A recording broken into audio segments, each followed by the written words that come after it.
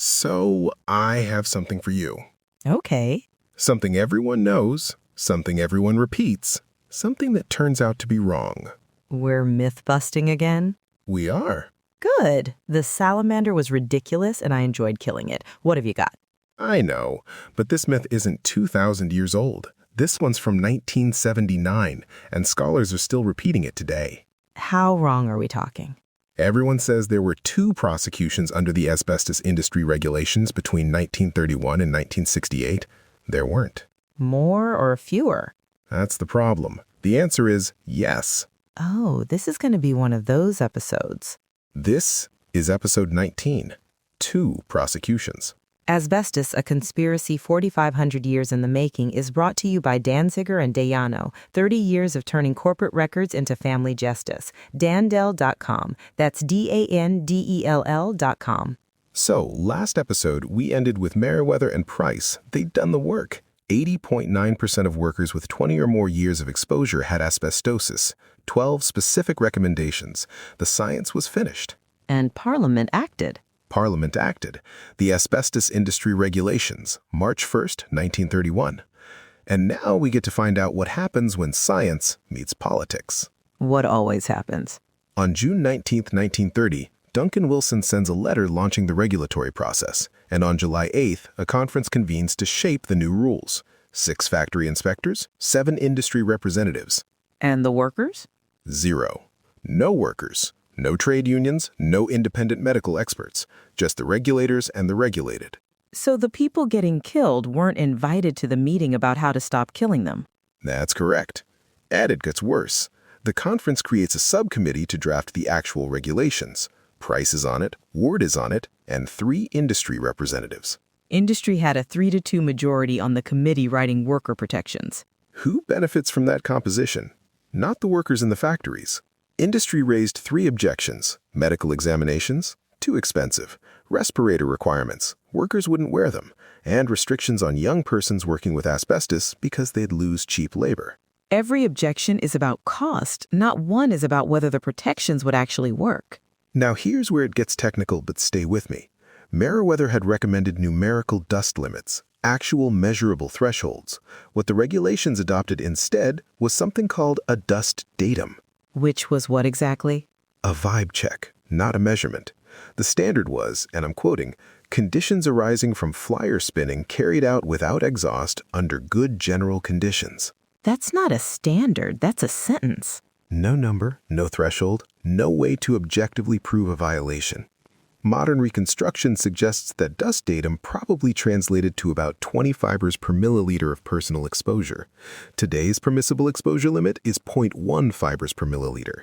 The standard they set was 200 times what we now consider safe. 200 times, and that was the one they wrote. And here's the part that matters most. The regulations only covered scheduled areas, specific processes in specific factories. They excluded laggers, construction workers, shipyard workers, brake and clutch workers, automotive workers, anyone working fewer than 8 hours per week with asbestos, and critically, anyone using asbestos products as opposed to manufacturing them. So who was actually covered? The 1921 census counted 3,762 people in asbestos manufacturing. That's roughly who was protected.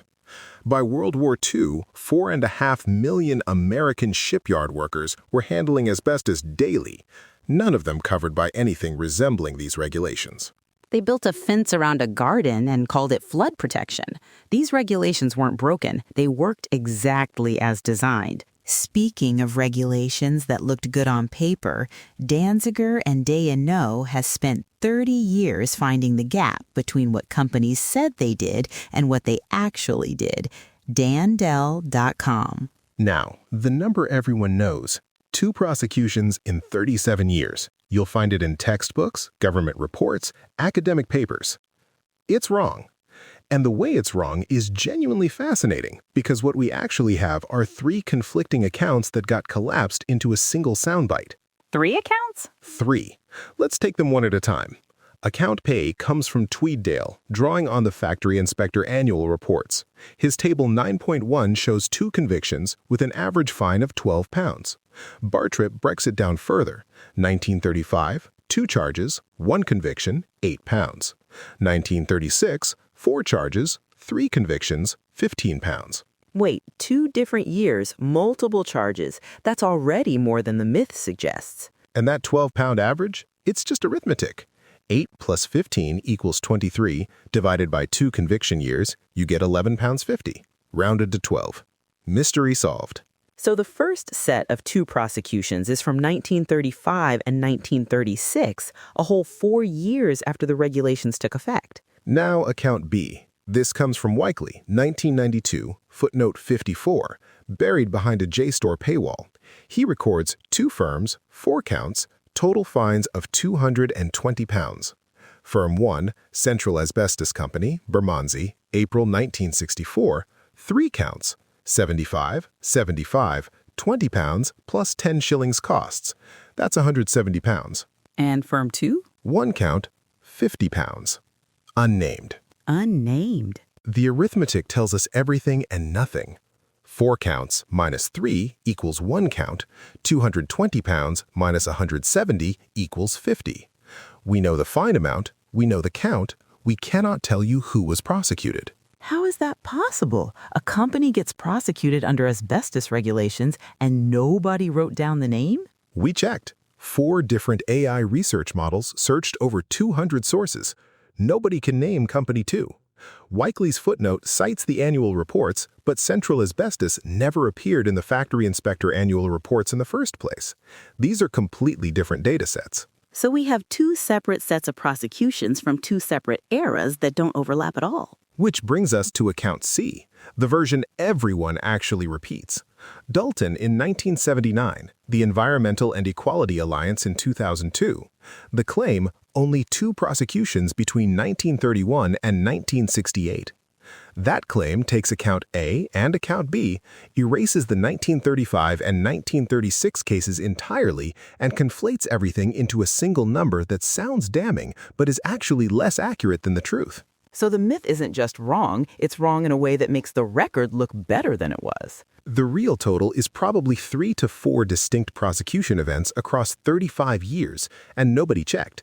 For 50 years, everyone cited the same soundbite without asking, 2 prosecutions from which set? The enforcement regime was so weak, it corrupted even the historical record of itself. And Company 2, 1 company, 1 count, 50 pounds, sometime between 1964 and 1970. The physical annual reports sit undigitized at the National Archives. We can tell you the arithmetic, we can tell you the fine amount, we cannot tell you who was prosecuted. And that gap is the story. A prosecution so minor it generated no press coverage, no public record, no institutional memory. A company violated asbestos regulations, got caught, paid 50 pounds, and vanished from history. That's not even a slap on the wrist. That's a shrug. Arthur Greensmith was a carter at J.W. Roberts in Armley, Leeds, diagnosed in 1939 with early-stage asbestosis. The regulations were 8 years old by then. They said he should be suspended from hazardous work. His company appealed the suspension. The company appealed. The regulations said, protect this man. The company said no. And the enforcement system said nothing. J.W. Roberts' own internal company memo, written some years later, admitted they had no realistic defense. They knew they were violating the regulations from at least 1950 onward. And the industry grew, it didn't contract. UK asbestos production went from 250,000 tons in 1930 to 400,000 tons by 1940, a 60% increase in the decade after the regulations were supposed to make things safer. Robert Turner, and this is Tier 3, we're working from secondary sources, actually proposed removing asbestos from the dangerous occupations schedule entirely in 1932, not strengthening protections, eliminating them. 1 year after passing the regulations. 1 year.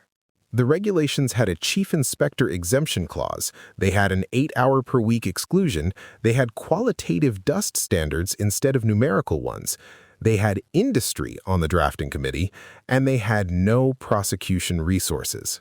This wasn't a failure of enforcement. This was enforcement working exactly as designed. The regulations existed so someone could point to them and say, "We're handling it." And for 40 years, that's exactly what happened. 40 years. Next week, episode 20. The less said about asbestos, the better.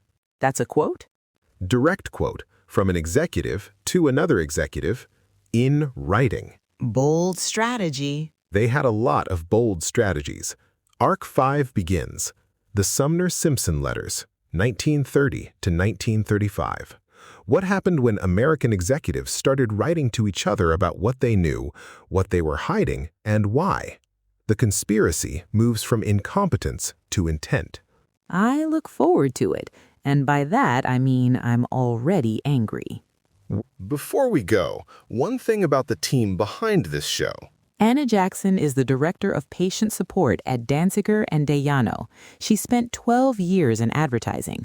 Her husband died of cancer in 2007. She walked away from everything, the career, the industry, all of it, and joined this fight. 15 years now, helping families through the same nightmare she lived. That's the kind of team we're talking about. People who understand the law and the loss. Cases in all 50 states, available 7 days a week, nearly $2 billion recovered for over 1,000 families. 30 years of doing this work. Dandell.com, DANDELL.com. If you heard something in this episode that sounded familiar, a job, a factory, a family member who came home covered in dust, that call costs nothing. I got genuinely excited about solving a rounding error from 1935. 8 plus 15 divided by 2 rounds to 12. That was the highlight of my week. That's the saddest thing you've ever said, and I've listened to all 19 of these. It was satisfying, though. Forensic accounting. At least the salamander myth was romantic. This one's just accountants. 50 pounds. You know what else cost 50 pounds in 1964? I'm afraid to ask. A decent suit. They fined a company less than the cost of burying the workers they killed. That's dark even for you. This is a show about corporate murder. I'm calibrated appropriately. The job. The job.